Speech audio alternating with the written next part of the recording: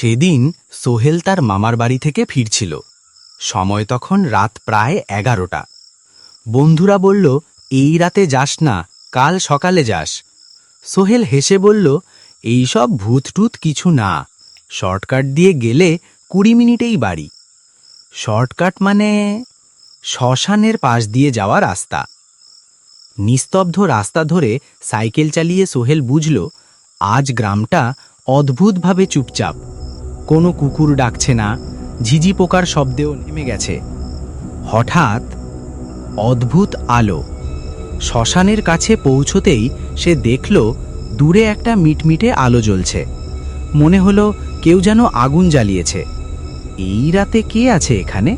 মনে মনে ভাবল সে। কৌতূহল তাকে টেনে নিয়ে গেল।